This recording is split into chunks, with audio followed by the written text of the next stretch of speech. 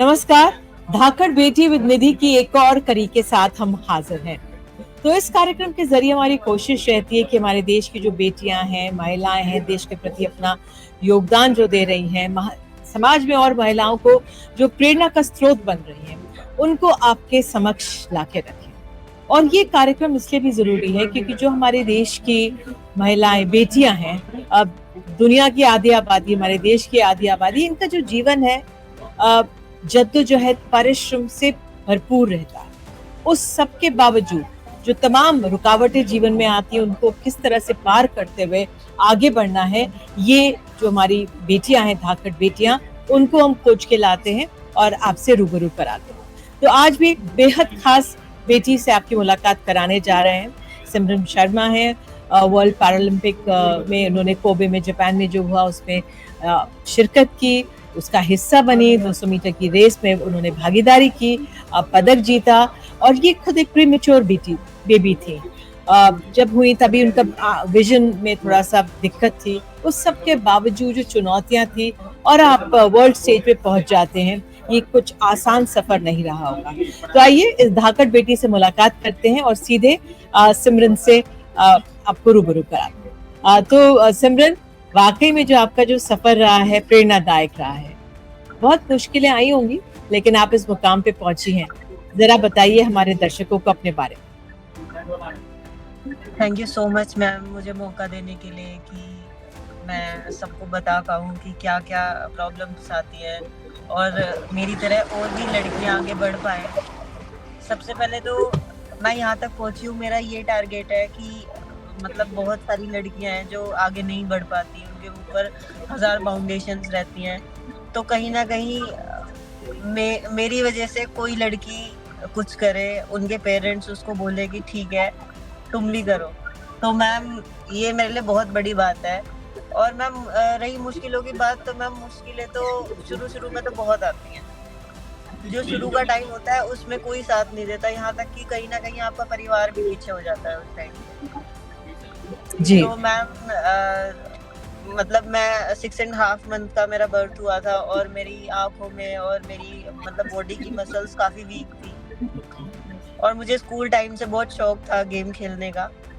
तो मैं स्कूल में भी जब रेस वगैरह होती थी तो मैं वहाँ पे जाती थी और स्कूल में भी मेरे काफी मेडल आए हैं। पर जो मैंने अपना प्रोफेशनल गेम शुरू किया था वो मैंने 2017 की लास्ट में 2018 के शुरू में किया था और 2017 में नवंबर में मेरी शादी हुई थी। अच्छा। तो मेरे हस्बैंड ने ही मुझे गेम शुरू कराया था, जो प्रोफेशनल तरीके से गेम स्टार्ट किया था, क्योंकि मैं काफी मतलब पुअर फैमिली से थी, तो घर में इतना मतलब ऐसे हालात नहीं थे कि वो मुझे कुछ करा पाए या गेम करा पाए। हमारा ग्राउंड था 1 किलोमीटर दूर था और कभी कभी मेरे पास वहां तक पहुंचने के ऑटो के लिए पैसे भी नहीं होते थे और मतलब काफी मुश्किलें आती थी। तो मम्मी कहीं ना कहीं बोलती थी कि अरे ये अमीरों का गेम है बेटा। वो कोशिश करती थी काफी कि वो करा सके, पर वो बोलती थी कि ये हर चीज में पैसा लगता है और तुम समझने की कोशिश करो, हमारे पास इतना पैसा नहीं है कि हम तुम्हें गेम करा पाए। तो कहीं ना कहीं मतलब वो चीजें थी काफी। मेरे फादर बीमार रहते थे, 15-16 साल से बीमार थे, तो वो करते नहीं थे वो, और मतलब घर पे ही थे वो, उनकी हालत बहुत ज्यादा खराब रहती थी। तो मतलब बचपन से बहुत सारी चीजें देखी हैं और फिर 2018 में जब गेम स्टार्ट करा तो मेरे हस्बैंड आर्मी से हैं, तो शुरू में आर्मी को भी नहीं पता था कि ऐसे आर्मी में कोई है जिसकी वाइफ गेम करती है। तो काफी स्ट्रगल आए और जब हम इंटरनेशनल शुरू में जाते हैं तो हमें खुद पैसा खर्च करना पड़ता है। हमारे पास शुरू में कोई स्पॉन्सर्स नहीं होते या मतलब कोई हेल्प नहीं होती किधर से भी। तो मेरे हस्बैंड ने फिर मुझे गेम कराने के लिए अपना एक प्लॉट बेच दिया, फिर लोन ले लिया। तो मतलब बहुत सारी चीजें आई, पर उसने हार नहीं मानी कभी। तो मैं मानती हूँ कि मेरे हस्बैंड मेरे एक रीढ़ की हड्डी की तरह है, मतलब मेरी बैकबोन है वो। अगर कोई शायद इतने माँ बाप किसी के ना कर पाए जितने मेरे हस्बैंड ने मेरे किया। तो मैम मतलब जो आज मैं हूँ, जहाँ पे मैं हूँ, वो मैं उन्हीं की वजह से हूँ। मेरी लाइफ का वो सबसे बहुत बड़ा। अच्छा लगा सुनकर सिमरन, ये बहुत जरूरी है क्योंकि अमूमन हम देखते हैं अगर एक जीवन साथी मिल जाए तो किस तरह से जीवन सुखद हो सकता है। ये भी आपके जीवन से प्रेरणा मिलती है। तो पहले हमें बहुत थोड़ा सा ये बार बताइए जी, पहले थोड़ा सा ये बताइए जब आप एक प्रीमेच्योर बेबी थी और आप स्कूल जाने लगी होंगी, हाँ, तब स्पोर्ट्स में जैसे आपने बताया था, उस समय क्या चुनौतियां थी? क्योंकि ऐसी बहुत बच्चियां हैं, बच्चे हैं, लड़के लड़कियां हैं जिनको जन्म से कुछ अगर थोड़ी प्रॉब्लम हो जाती है और माता पिता संकोच कर देते हैं, पैसों के अभाव में, परिस्थितियों के अभाव में कुछ भी हो सकता है। तो उस लिहाज से भी हमें अपने माता पिता का जो दायरा है सोचने का वो खोलना है आपके जरिए। तो आप ये बताइए तब क्या चुनौती आती थी आपके सामने जो आप 5 साल की या 6 साल की रही होंगी और कैसे आपने सोचा कि आप दौड़ भी सकती हैं, आप पार्टिसिपेट जैसे आप करना चाह रही थी, कुछ अगर उस समय का याद है तो? यस मैम, मतलब बहुत सारी चीजें थी कि पहले तो कॉन्फिडेंस नहीं था बिल्कुल भी बचपन में, क्योंकि मुझे पता था कि हाँ मेरी आंखों में प्रॉब्लम है, या मुझे मतलब मैं साइड से करके देखती हूँ, मैं सीधा देखा नहीं जाता ढंग से।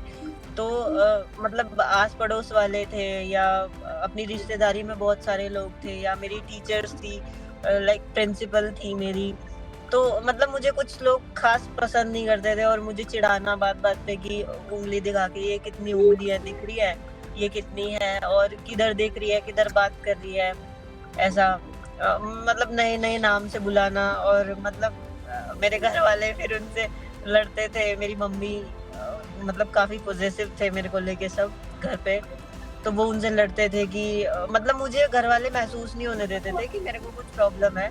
ना कभी मेरे घर वालों ने होने दिया और ना कभी मेरे इन-लॉज़ ने होने दिया ये चीज़। और मतलब कभी किसी ने मेरे को कुछ नहीं बोला कि तुम्हें पूछा भी नहीं मेरे से कि तुम्हें कुछ प्रॉब्लम है क्या?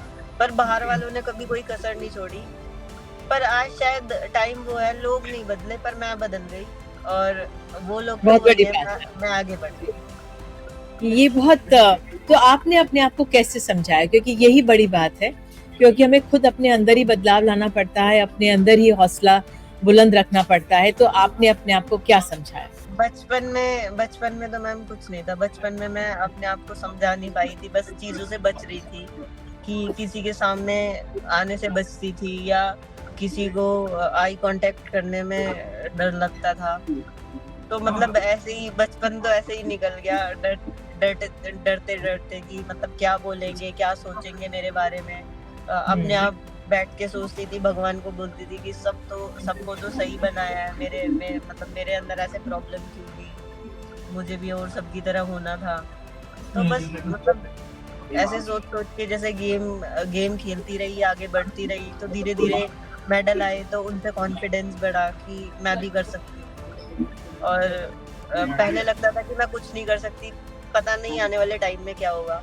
और फिर धीरे-धीरे एहसास हुआ कि मैं सब कुछ कर सकती हूँ। बिल्कुल, बिल्कुल, बिल्कुल, यही बहुत ज़रूरी है कि मैं सब कुछ कर सकती हूँ। तो ये एहसास शादी से बाद आया कि पहले ही आ गया था? बाद में आया था एक्चुअली। अच्छा, अच्छा। तो फिर ये शादी भी कैसे हो गई? क्योंकि फिर वो हो सकता है और तमाम सवाल होते, तो ये भी बहुत महत्वपूर्ण है कि आपने अपना सब कुछ जो भी सब स्थिति सामने रखते हुए ही की, ये भी बहुत अच्छी बात है। हाँ मैम, सब चीज़ पता थी मेरे बारे में। एक्चुअली हम दोनों बेस्ट फ्रेंड थे। तो अच्छा। वो मुझे समझाता था कि तुम कुछ भी कर सकती हो, मेहनत करो, ये वो मोटिवेशन देता था। तो फिर धीरे-धीरे मतलब उसको लगा कि मुझे इसको सपोर्ट करना चाहिए। उसको भी एक ऐसी लड़की चाहिए थी कि जिसको वो कुछ करा सके। उसका भी मतलब सपना था कि वो स्पोर्ट्स में कुछ करे, पर वो फैमिली प्रॉब्लम के कारण जल्दी नौकरी करनी पड़ी आर्मी में, वहाँ जाना पड़ा। फिर उसके बाद मतलब ऐसे प्रोफेशनल तरीके से नहीं कर पाया। तो वो चाहता था कि उसको मतलब वो एक ऐसी लड़की से शादी करे जो स्पोर्ट्स में, और वो उसको आगे बढ़ा सके। चलिए बहुत अच्छी, ये तो बहुत ही अच्छी बात थी। तो अब कैसा लग रहा है आपका? अब किस तरह की परिस्थितियां होती हैं? आपने बताया कि स्पॉन्सर्स नहीं होते, सब जाना होता है, लेकिन अब किस तरह की सिचुएशंस आती है जिनको टैकल करना थोड़ा मुश्किल होता है, लेकिन आप कर रहे हैं? अब तो मैम अब मुश्किलें नहीं है, अब एक टारगेट है कि यहाँ पे मेडल आया तो सबसे बड़ा टारगेट है कि पैरालंपिक्स में मेडल लाना है, क्योंकि वहाँ पे अगर आपका मेडल आता है और तिरंगा ऊपर जाता है तो उससे ज्यादा प्राउड की बात कुछ नहीं है। सबसे बिल्कुल। बड़ा गेम वो है और सबसे बड़ा सुकून वो है जब आपका राष्ट्रीय गान बजता है।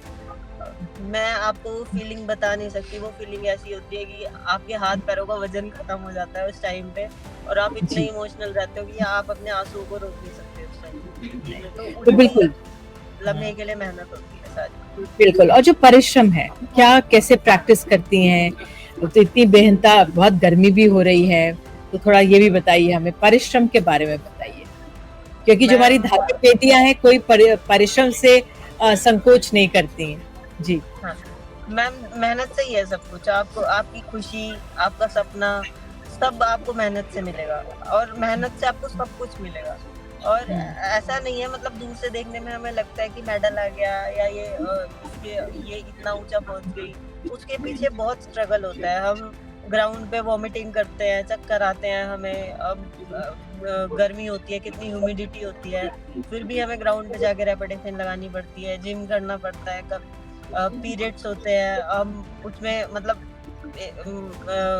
कम वर्कआउट कर सकते हैं पर रेस्ट नहीं ले सकते, ऐसा होता है। और कभी-कभी कंपटीशन में भी वो चीजें आती हैं पर हम मतलब ये एक्सक्यूज नहीं दे सकते कि हमारे साथ क्या हो रहा है। तो बिल्कुल। काफी प्रॉब्लम्स है लड़कियों के साथ, पर मुझे लगता है लड़कियों में सबसे ज्यादा ताकत होती है, वो हर प्रॉब्लम को फेस कर लेती है। बिल्कुल। तो आपका आगे का टारगेट भी आपने बता दिया, आपने बता भी दी आपकी राह कैसी है। कुछ और आपको करना पसंद है जो आपको मोटिवेट भी करके रखता है साथ-साथ अपने इस कार्य में? कुछ हॉबीज हो? मुझे मैम डांस करना बहुत पसंद है, मतलब मोटिवेट तो नहीं पर हाँ ये मेरा माइंड फ्री जरूर कर देता है कि यस, जैसे यस। मतलब कॉमेडी करना, मतलब लोगों के साथ मुझे बातचीत, हंसी मजाक ये सब बहुत पसंद है। लोगों से घुलना मिलना बहुत पसंद है और डांस करना बहुत पसंद है। मतलब मैं एकदम चाहती हूँ कि वर्कआउट ठीक है पर अपनी लाइफ एकदम हंसी हंसी के साथ, हंसी खुशी के साथ जी रहे हैं। बिल्कुल। तो अंत में अगर आप हमारे दर्शकों को कोई जोक का सुनाना चाहें, कुछ हँसाना चाहें, कुछ नहीं, नहीं, ऐसे ऐसे जोक नहीं मारती मैं, वो टाइम पे आ जाता है। अच्छा टाइम पर आ चलिए, तो सिमरन बहुत अच्छा लगा आपसे मिलकर और thank you so much ma'am. बहुत बहुत अच्छा लगा। आपके बगल में कौन बैठे हैं? हस्बैंड। हाय अच्छा, मैम। हाय। तो ये कौन है? ये मैम हस्बैंड है मेरे। अच्छा, तो चलिए आप बहुत-बहुत बधाई आपको भी और धन्यवाद आपको भी कि आपने किस तरह से इनके प्रेरणा के आप साथ रहे, इनके प्रेरणा के स्रोत बने। बहुत-बहुत धन्यवाद। ये धाकड़ बेटी बनी है हमारी और आपका भी सहयोग रहा है, इसलिए बहुत-बहुत धन्यवाद। चलिए Simran, wish you all the best, be happy, take care, thank you. Okay.